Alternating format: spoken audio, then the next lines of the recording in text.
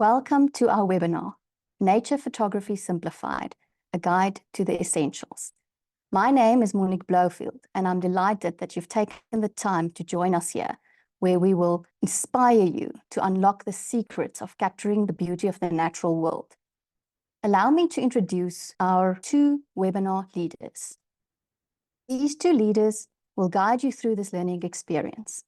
First up, we have Nico, whose passion for nature and wildlife photography has taken him from being one of the youngest Nikon Professional Services members globally to becoming a tour leader and office manager at CNP Safaris.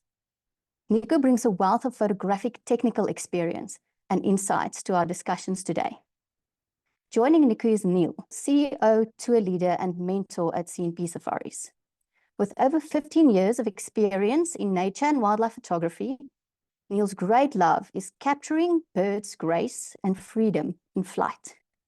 His dedication to his craft has led him to lead photographic tours to some of the world's most enchanting destinations. Throughout our webinar, we'll explore and simplify 4 essential topics: the science of photography, approaching the scene, post-editing, and photographic equipment. Whether you're just starting your journey into nature photography or you're a seasoned photographer just wanting to refine your skills, this webinar will provide practical tips to elevate your skills. Before we delve into our discussions, let me tell you a bit about us. CNP Safaris have been doing photographic safaris in Africa and other countries since 2009. We were proud to introduce the first 2 photographic safari boats on the Chobe River in Botswana, and thereafter we've introduced 5 specialist photographic vehicles as well. If you have a look to the side of me here, this is typically the setup that you'll find on our boats and a similar one that you will find on our photographic vehicles. Over the past 16 years, we've led over 400 safaris and trained more than 30,000 people. But more about our services and products after the webinar. So let's get ready to immerse ourselves in this experience of wildlife photography. If there's any questions, please feel free to post them on the chat group. At the end of the webinar, we will have a Q&A session as well. Enjoy.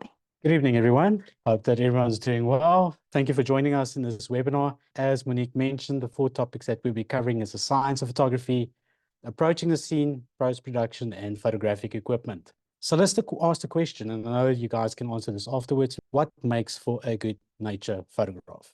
Let's start with the fundamentals of it. So number 1, it needs to be technically correct. Correct exposure, sharpness, background that's important, light, and then storytelling and emotion. Now, here's a very important note that I would like to point out to everyone, is that everyone would judge the beauty of a photograph differently. So beauty is in the eyes of the beholder, and that's where we always have difference in opinions. So let's go to the first part. Science of photography simplified. What is a photo? Very simple. Comes from a Greek word, photo, that basically means a drawing with light. Let's put it in modern terms. It is recording a moment in time with light on a sensitive medium, which is either film or it's going to be a digital sensor. The next slide may be really simple in terms of those of you who are a little bit more progressed with photography, but it's probably the most important step when we get into photography to simplify it. So it's exposure triangle. We have the triangle that has its base, the ISO, we have shutter speed, and we have aperture. And all 3 of these parts need to work in cohesion with each other. So if I make adjustment on one, that will influence the rest. Now, the approach that we have with regards to our exposure triangle is very simple. We use aperture priority, where we determine the amount of light that needs to pass onto the sensor, and then we manage our shutter speeds with the ISO and the change in aperture value. So let's quickly go to a very simple explanation. As my ISO increases, so will my shutter speed. But as soon as I start closing down on my aperture, my shutter speed decreases. And this is where we have to find that balance with it. Now, by achieving the first essential step, where we start with higher base ISOs to increase our shutter speed, this is the very first fundamental step that we do. Now, with the progression in technology, infra cameras these days, we can start at very high base ISOs, and we don't have to worry about 200, 300, 400, 800 ISO, even 1600 ISO anymore. So if you look at the example below, on the left-hand side, we have an 8000 ISO image, which straight out of the camera is actually not that bad if you look at the noise that we have in the image, the visible noise. Now, after editing, we have a clean image. No noise, sharp details, we have great colors. So we're not too worried about that aspect. Going over to really high ISOs is that, yes, we do have visible noise in the image, coloration specks, gray spots, but we still have the detail. And as we progress with regards to our complexity levels, this is easily sorted out. So that's our very first step with regards to the science of photography. Going to the next aspect is our depth of field control. Now, let's put it in a very simple term, is we have to look at the depth of field as a little island of sharpness in the image. So the more depth of field that we have, the greater this island gets. The less depth of field that we have is the narrower this depth of field becomes. And we have 4 aspects that does influence it, but the most important aspect with regards to it is our aperture. Very simple concept. The smaller the number, the bigger the aperture. The bigger the number, the smaller the aperture. And now let's explain that again. The bigger the aperture, the more light we get. The smaller the aperture, the less light we get. But now that has a double barrel effect. Is bigger aperture, narrow island of focus. Smaller aperture, greater island of focus. So that's where aperture comes into play. And let's show you a few examples. Number 1, reference point, Nile crocodile. We all fairly have an idea as to how big it is. So this specific one was shot at an aperture of f13 at 1,200 millimeters. Now, to give you perspective, if you have a look at the number right at the bottom, that is only a total depth of field of 4.81 centimeters. So if you really look very closely at the image, it's basically only the eyes of the crocodile that's in focus. If you go to the next example, as soon as that subject matter turns sideways and lays within that entire depth of field island that we have, now we have the entire subject in complete focus. So we're shooting at f4, 600 millimeters, but now look at the number at the bottom, how it's changed. It's gone to 14.4 centimeters. So quick recap, I just want to go back to is smaller number, bigger aperture, more light, small island of focus. We have the big number, small aperture, less light, but we have a greater island of focus. Now let's go to the last part with regards to this exposure triangle. That is probably one of the most important aspects with regards to it, is shutter speed. In a really simple nutshell, shutter speed is the amount of time that my camera absorbs light to give me the exposure. So we have to think of it as a shutter, as a blind or a curtain. When we have it open, the light falls onto the medium, so we're capturing this light. But as soon as we close that shutter, there's no more light to be recorded. Now, in the modern world, let's refer back to DSLRs, which had mechanical shutters. And in today's cameras, we have the mirrorless camera, which has an electronic shutter. The physics as to how the two works is the same, but the mechanics side of it is completely different. DSLRs had a physical mechanical shutter that opened and closed, so we were limited to only 1/8000th of a second shutter speed. When it comes to mirrorless cameras, we don't have that limitations because there's no moving parts. The shutter switches on and off in terms of the sensor that switches on and off itself. And in that way, we're able to achieve a lot faster shutter speeds. So most mirrorless cameras can easily reach 16,000 a second. Majority of them goes to 32,000 a second. And there's a handful that reaches 64,000 a second.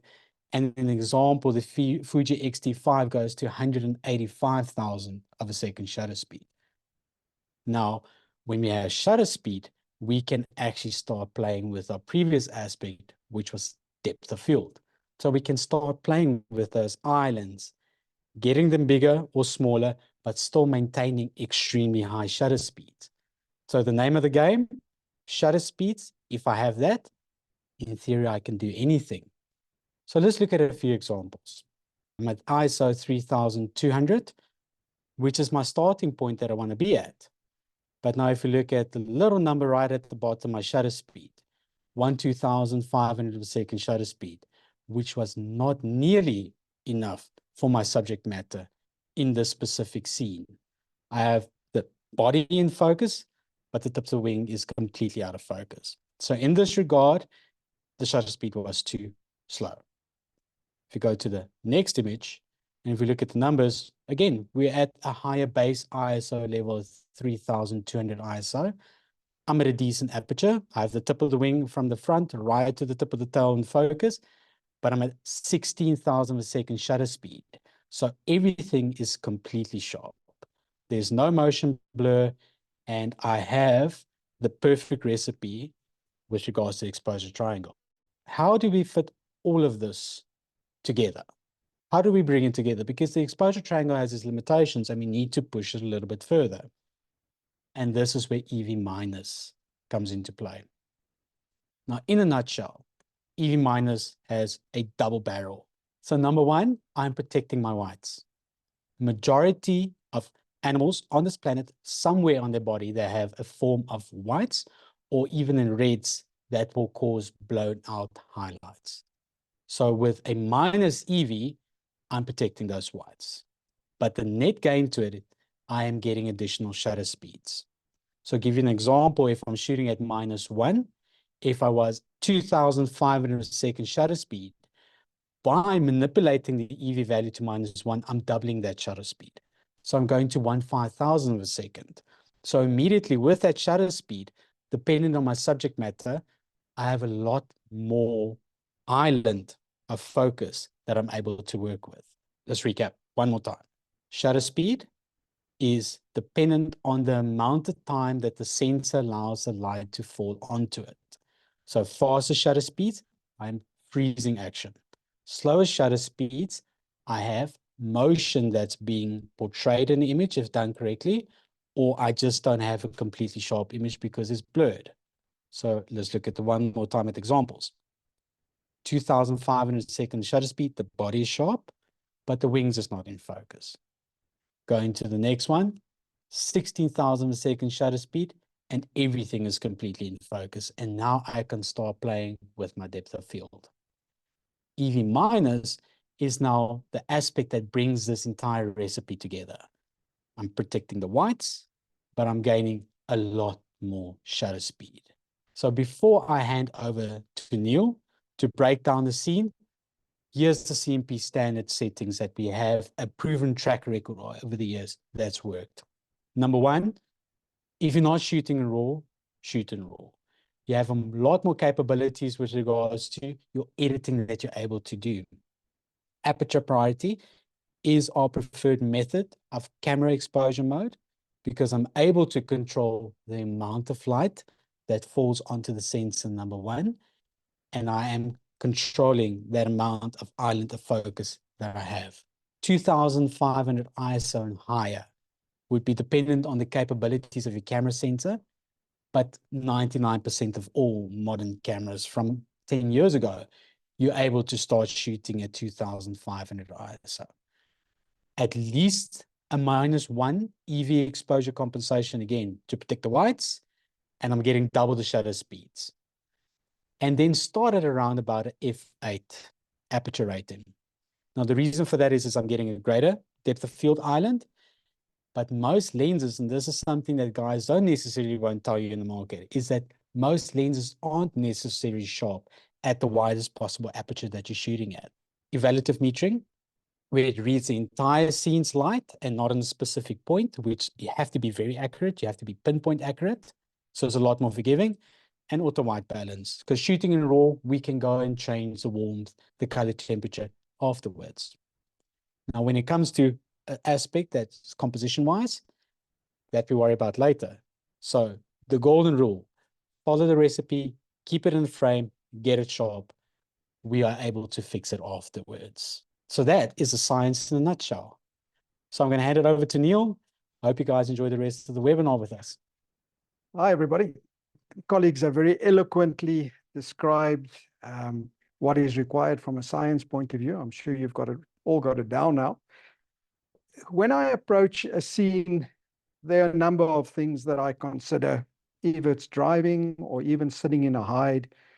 The first thing, and I must say, the camera setup that Nico described is definitely one that I've got there. I've got confidence in my camera. I've got confidence shooting at 4000 ISO. So that's where my camera lives nowadays, on 4000 ISO. That gives me great shutter speed. That gives me good depth of field. So if something dives or runs or whatever, then I've got the whole image in focus. So what is it that I consider when I'm driving or in a hide, given that all these other settings are in place? First and foremost is the light. Where's the light coming from? Be it driving in the Mara or wherever, and you come upon a scene, I'm always aware of where the light is coming from. I can position the vehicle accordingly and make sure that the light is sorted out, because then I'm going to get the best light and the highest shutter speed on my camera. First of all, and then secondly, is it a bird? Is it an animal? What's happening at the scene? Do I have a clear view of what's going on? And then I would strongly consider, next is my background. Where am I going to position the vehicle? Where am I going to sit in the hide? Which branch that I'm looking at, where the birds are diving from or flying from, has got a proper background that I can use? And that would be my starting point for that one. If you are driving and it is a moving scene and it's dynamic, you've got hyenas feeding, you might want to start and shoot wide, get the whole scene, and then start focusing narrow and narrow on specific parts of the scene. If it's a leopard or a lion or something that's moving, try and anticipate the direction of movement, where it's going, and what you think is going to happen next, and be prepared. Take a few shots, have a look through your viewfinder. Are you still where you should be? But the important thing is have confidence in the settings that you've dialed into your camera. If it's a busy scene, there are other vehicles, you might only get very short period of time in which to shoot and get the images. But be patient as you drive by, as you position yourself, as you have a few minutes or a minute to get the shot. Have a look at the background. Keep going slowly forward, get the branches away from the head, etc. Then always expect the unexpected. With the settings and so on that Nico has explained and that we use, your camera is set up for success. If something flies or is charged by something else, or there's interaction between species or the same species, you're going to be ready to capture that moment. Very important is for larger animals, you're going to have a wider depth of field, and that's going to help you as well to get the whole scene in focus. A few years ago, when I got my first long lens, and this relates to environmental conditions, I was off to the Kalahari and saw amazing cheetah scene with cubs and so on that were being pushed out by the female and the new dominant male. I thought I was going to get amazing shots, not realizing that the heat haze was really a problem. And even the slight breeze that came off my car and blew between my lens and the subject, that caused the subject and the scene to be very blurred in my post-processing. So be aware of environmental conditions. Don't be disappointed. Sometimes you're up against it and it's rainy, it's windy or whatever. You're going to do the best you can in that condition. Don't always just blame it on the equipment, because it will capture whatever you've dialed in there. So also from a hide, you sit there, there's a lot of action coming in a hide with the little birds and animals coming to drink, flying away, being harassed by other animals. If you have a fish eagle in the vicinity, if that fish eagle is going to land on a bank somewhere, it's going to be harassed by the resident lapwings, etc. So be ready for that. I spoke about light in the beginning, and I'm aware of where the light comes from. So we've got a few examples here of light. So the front light is in many instances, my preferred light because you get well exposed images and subjects. So this is early morning is the best light, the golden light. Everybody chases that. So when the gates open in the parks, be sure to be out there and try and capture some great images. Side light is the next one, which could make for very interesting, abstract type of images. And yeah, don't discard it or don't not take the picture if you see an animal or a bird side lit. And lastly, backlight. Give the animal chance to walk through the light. Keep on taking photographs. In post-processing, you can select the best images from that scene. Always, don't just wait or not take pictures because you think something is night or it's going to be too light. Post-processing is incredibly powerful nowadays. I spoke briefly about where to position yourself and backgrounds.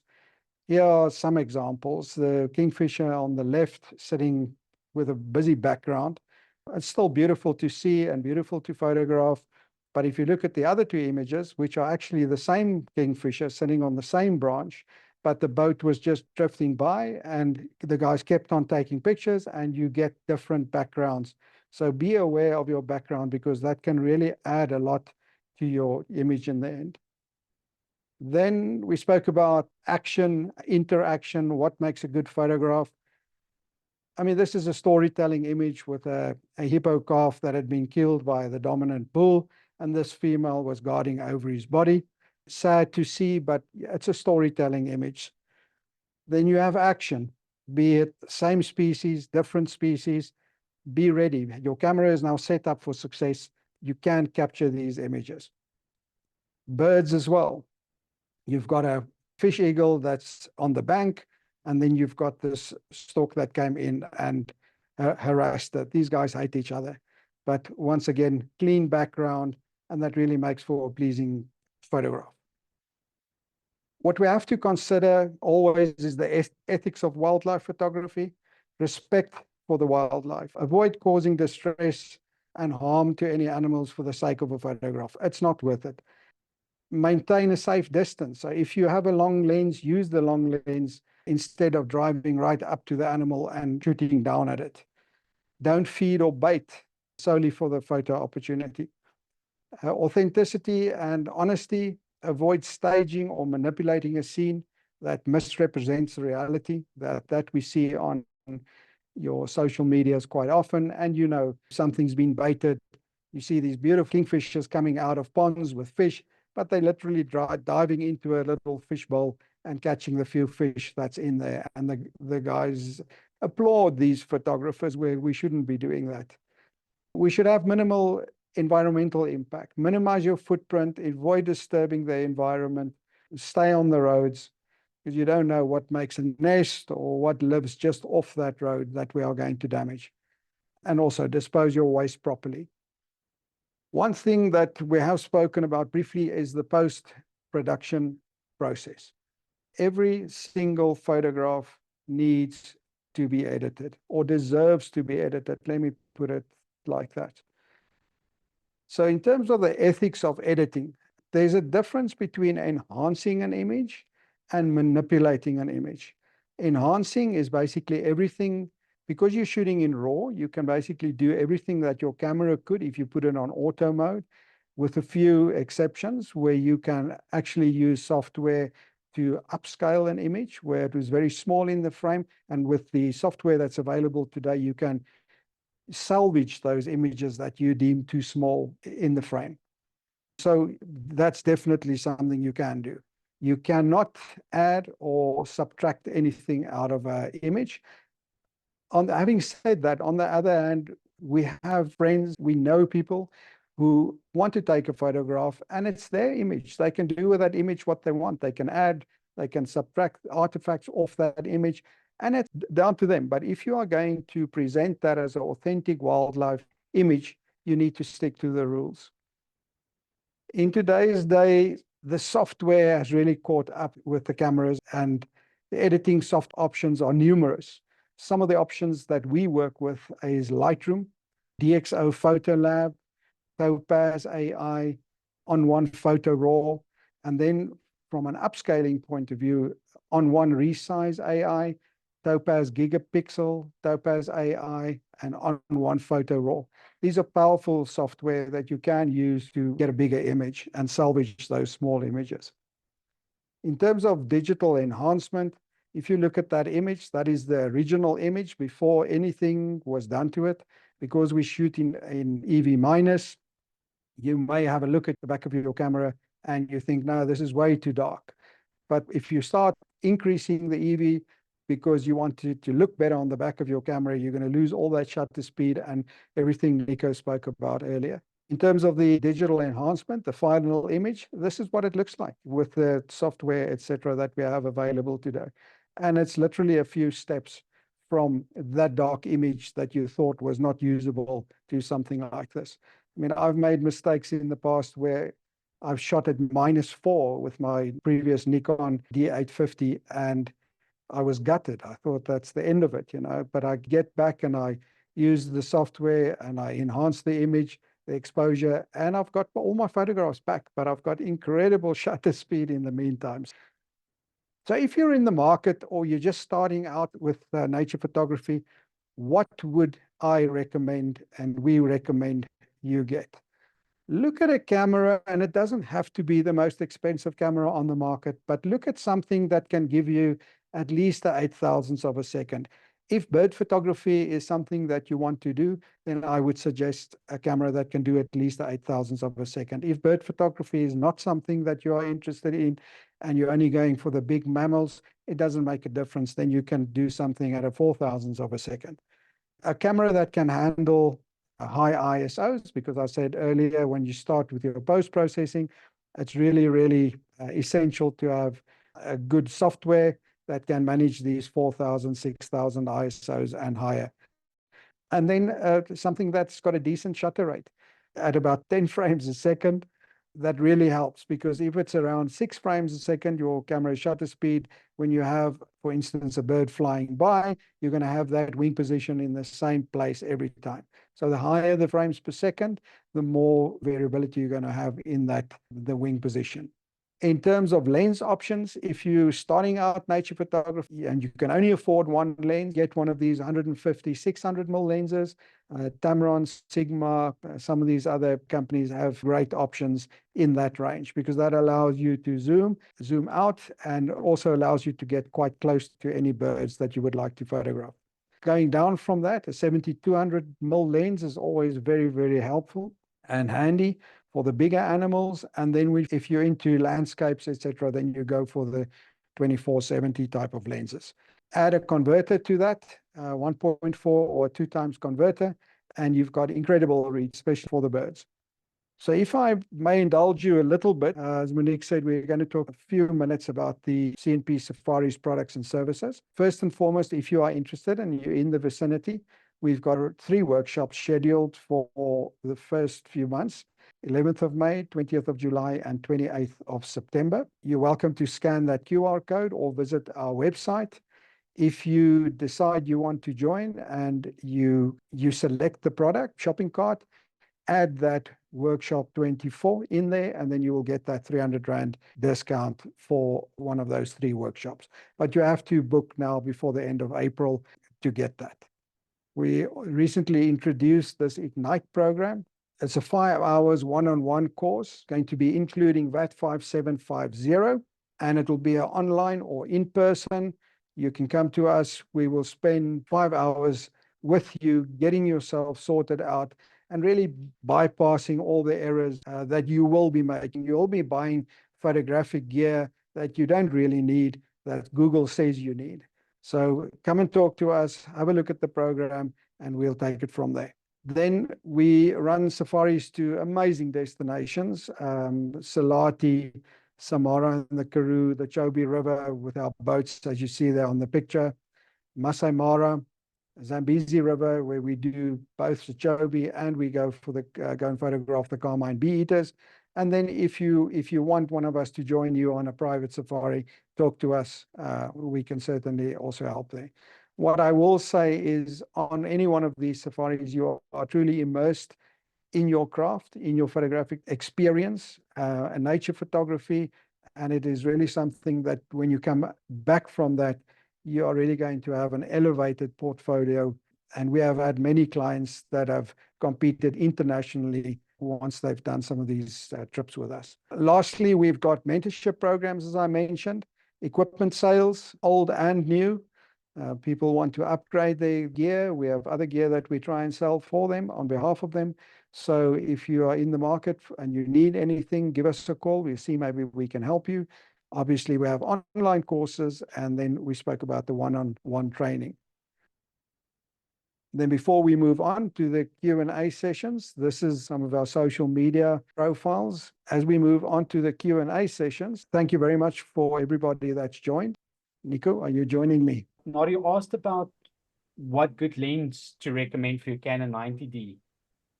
Actually, Neal has already mentioned something that you can look at. It's either the Tamron or the Sigma 150-600. It's a great value for money. You have a nice focal range. And if I'm not mistaken, you have a crop sensor on the 90D. So you still have an additional 1.6 multiplication factor that I think would be quite useful with regards to wildlife, especially if you're going to start going into birds. Charmaine actually asked about the Ignite program. Charmaine, it is a 5 hours and it's completely your choice. You can either take it on one day, the full 5 hours, or you can spread it over a couple of days, because you might find that the information that we share during our sessions, which is personalized and catered towards your skill level, might be a bit too much to absorb. So you can break it down into a few sessions. You don't have to take all 5 hours on exactly the same day. Also important to mention, Nico, is that program is also determined on what it is that you would like to focus on, which part of your photography, and we will cater towards that. Okay, so Elsie, to answer your question, most of the software that you have, you can get free trial versions on the software. But even the free versions of it, there's not really anything specific that's going to cater to your needs with regards to getting the best possible end result. The reason why most software has a fee to it has to do with research and development. Now, this is maybe a little bit of a technical aspect, is that all cameras have in their raw files what's called algorithms. And software developers need to process this information to give you the best possible end result to your editing. So there is no software, unfortunately, in the market that is good at a free price point. You do get cheaper options with regards to value for money. So if you look at something like Lightroom, it's a monthly subscription. So over X amount of years, it tallies up. There are other software that is once-off purchases. They range from between 3,000 to 5,000 Rand. Those updates they bring out are free, but it's only when they bring out a new version of the software that there is a fee that's payable. And most of the time they have a discounted rate. A question here from Marguerite: what's the difference between the two On1 upscaling programs? So On1 has basically a freestanding version, which is your resize AI. So that's purely, it does noise reduction and it does upscaling. The other version that they have is called the Photo Raw, On1 Photo Raw software. So that is an entire package which they have all of their plugins or freestanding software built into one. So the only real difference between the two is they can do exactly the same. It just has to do with price point. That's the main difference. With Nico, sorry, I unmuted myself. So would you would you then recommend the Photo Raw one rather than the other one? I would recommend the Resize AI, purely in the sense that if you do go the other route, you're starting to complicate your workflow, which we try and keep it simple. So it's a lot easier if you edit in a software that does it really well with regards to the deliverable aspect of your end result, and then upscale the software. So if that's in the form of a plugin, that's perfect. If it's in the form of a freestanding software, it still keeps it simple. But if you're now doing, hypothetically, all your exposure in the one and your noise reduction in the one, but then you start going over to another software that has all of this built into it and do something wrong, then you're just going to maybe get frustrated in the end. So this is Okay. purely my own recommendation. I would recommend rather one that works as a plugin or as a freestanding version of the software. Okay, thank you. Any other questions, guys? Please, the only way, I'll be very honest, is the only way that you learn is by asking. So there's a lot of information that we had to pack into a short session, but it's something that's always open for discussion. The whole ISO question was quite contentious because people believe you need to shoot at 100 ISO and the low ISO as possible. What's been opening now in terms of the ISOs going to 4,000, 6,000, 6,400 is just incredible in terms of the shutter speeds, because that's what your cameras are designed to do now.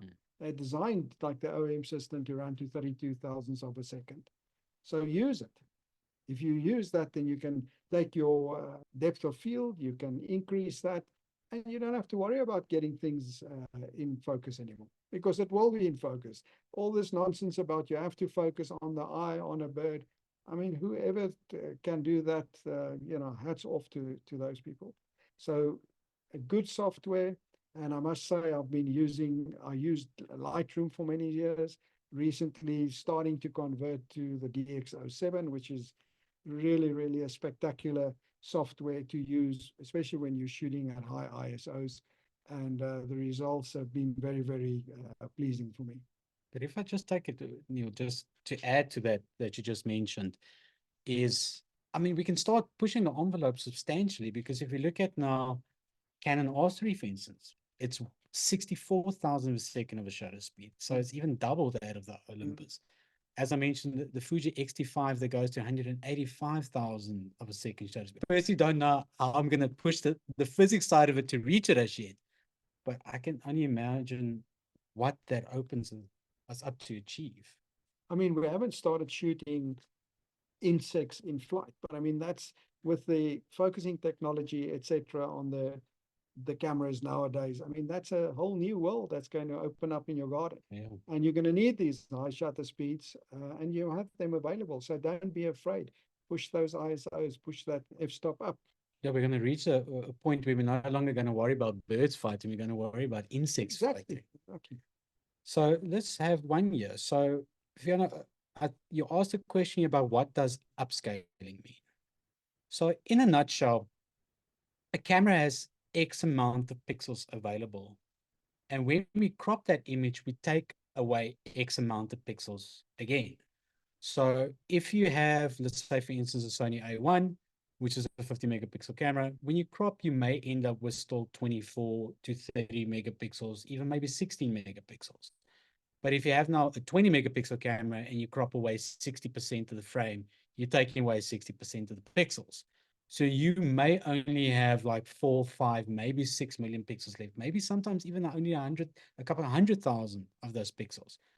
So what upscaling software does is it basically takes that information with the pixels that you have at the end, increases them, and brings back details in that areas that you feel you don't have sharp.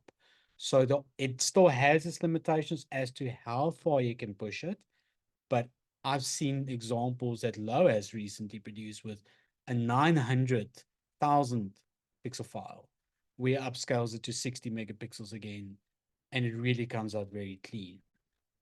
So that in a nutshell is what upscaling software does. Any advice in using 200, 800 millimeters? Again, it really actually just comes down to the very simple concept: shutter speed. You need shutter speed for any long focal length. So in a nutshell, some of you may have heard this before. Your rule of thumb when it comes to shutter speeds, it needs to be equivalent to your focal length, but that's not keeping in consideration your subject matter. So if I am taking the photo, the rule of thumb with the 800 mm, it needs to be 800 of a second equivalent. Now, if I have a small subject, it needs to be much more than that. If I have a bigger subject, an elephant, it doesn't necessarily have to be 12,000 a second. It could be 4,000 a second. But that's the advice. The pure advice I have with regards to long telephoto lenses: get the shutter speed. Get to that maximum that your camera is able to achieve, because that's going to open up your world with that lens. And then you're actually going to start producing the results that that lens actually deserves to show. Photographing stars. So I'll be very honest as well. I haven't dabbled that much into astrophotography, but what I do know with regards to the physics side about it is technology again has changed. You generally have to end up shooting with not a wide open aperture, but it also can't be too closed down because you have to do long exposures because it needs to get all of this information. Because I mean, stars are how many millions of kilometers away from us. So I know there's one gentleman who specializes in astrophotography, and he does predominantly most of his stuff between a 5.6 to f8 aperture rating. But sometimes he ends up doing exposures that's like 3-4 hours long. And depending on the sensor that you use, sometimes they can actually cause damage in that with regards to that amount of exposure time. Certain cameras actually have the technology built into the cameras, where it does live composites with regards to astrophotography in shorter time frames. So we previously had to do long exposures for 4 hours. Some of the exposures are only 2 seconds now, and it actually stacks it together within the camera. So my best recommendation I can give on this aspect is to learn your camera and what it's able to achieve. It could be a feature that the guy who sold you the camera actually never knew about. One specific camera that I can tell you from the top of my head, because I do use the brand, is Olympus has that live composite built into it. And in the new OM1 Mark II, it actually has improved the capabilities of the camera of doing astrophotography. So that's the best recommendation I can give to you. I'm not sure if Neal has anything else to add to that aspect. No, I mean, astrophotography is such a specialized niche in the photography. I haven't gotten into that yet, dabbled in it a little bit, but yeah, you need some. Okay, so Bianca asked a question as to where to find the settings for ISO on her new Canon PowerShot. Bianca, I will contact you directly on that one. I personally don't know where the PowerShot is, but it's not going to be difficult to find that out. If I'm not mistaken, the PowerShot is like what's called a hybrid camera. So it has a super zoom built into a smaller digital camera body, but it won't be difficult to find that, I can promise you. So I will make a note of that. The same as Fiona, I will contact you directly with that answer. Then Theo, this question I'm actually going to leave up to Neal. What ISO can you push a D850 up to and still handles it very well? I think that depending on your software, if you're running DxO, I would say 6,400 is probably more than capable of getting some proper images from that. So I wouldn't hesitate not to go to 6,400. And I'm saying to 6,400 because I know my colleagues and other people in the industry, I mean, they will push the cameras harder. And it's about what you can get in the end with your software and how you can manage it. If it's a sunny day, you go for it, you go as high as you can to get the shutter speed, because you're not going to get that impact of the noise so much if it's a sunny day as to when it's dusk or at sunrise. Right, and then Arnold, you asked a question that there are so many depth of field calculators available. Do you find them of value and accurate? Again, I can only speak from a personal experience. I'm sure Neal also mentioned it. I do end up using depth of field calculators from time to time, especially if I use a new lens or a body combination. It does give me a very accurate estimate as to how much depth of field I have. But as you spend more time photographing a subject matter, learning the sweet spots on your camera with regards to depth of field, etc., and your lens and body combination, you end up using it a little bit less, but I do find them still useful, especially on landscape scenes with my hyperfocal distance calculators. I do end up using those quite a lot, but I find them useful. I mean, I use simple dot at the moment myself. That's a simple DOF. Yeah, simple Yeah, I use that one as well. And I found it's extremely accurate. I mean, those previous figures that I gave to you on the depth of field, which is very accurate when I showed you that calculations, that's the app I used. There are so many available on the market. I'm not sure with regard to how accurate the rest necessarily are, but yeah. I mean, we don't go to the third decimal in trying to figure out what your depth of field on a subject is actually, you know, likely to be. Where it's helped me is, for instance, on the Chovy, and you shoot the Jacana chicks, and you've got the lens, the 600 mm lens, and you put a 2x converter or 1.4 converter, and you're shooting at 1,200 mils, and the Jacana chick's 4 meters away from you, and you shoot at f11. You look at your images afterwards in post-production, you say, but you know, why are the hind legs out of focus?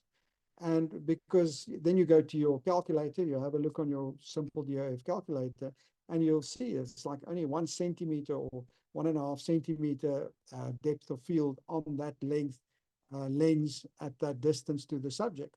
And then basically, you know, if I come into a situation like this again, I've got to go f22 or f18 or definitely much higher than f11 or 13 that I was shooting. So it's almost, for me, it's just positions me for the next shots to say, okay, why didn't this work? And at one stage, we put the whole Lightroom catalog through an analyzer.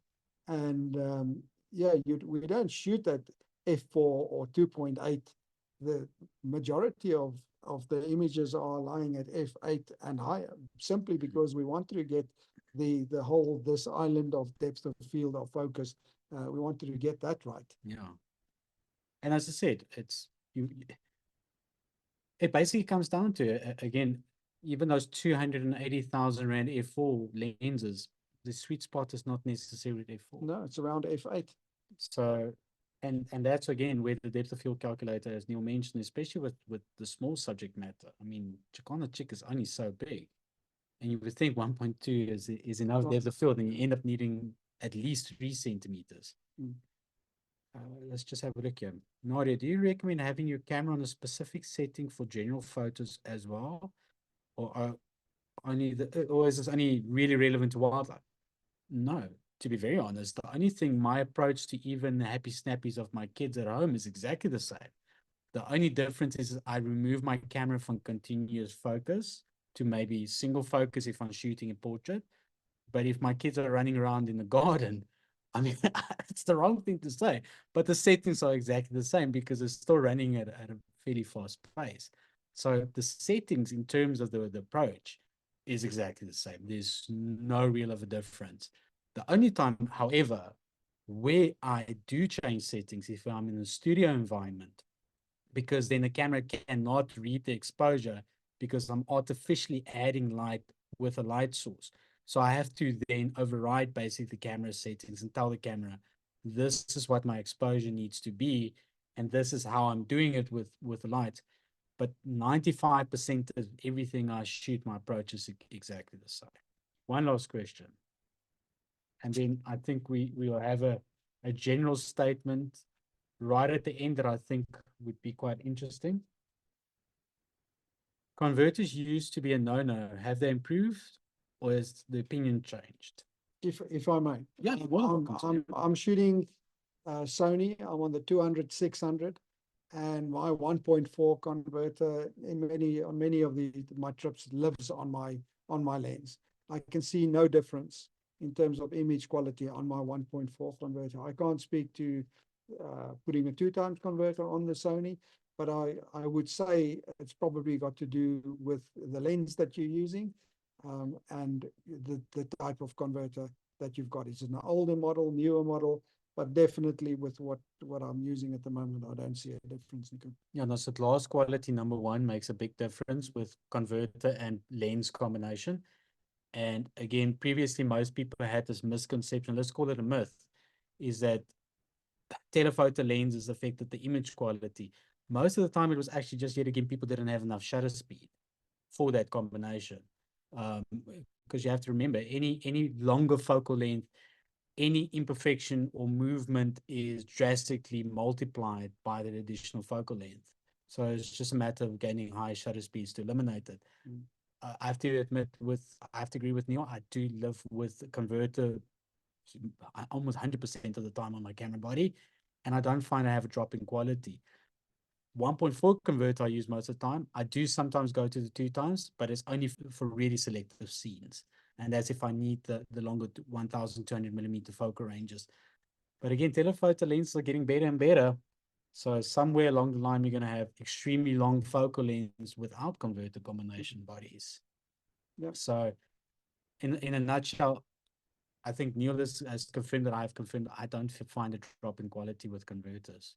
It's just a matter of using the same recipe and then making sure that you get it sharp, really. That's at the end of the day, the name of the game.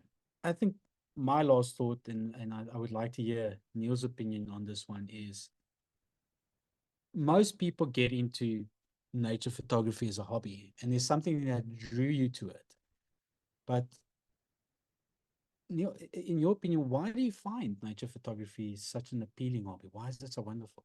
It takes me to amazing places.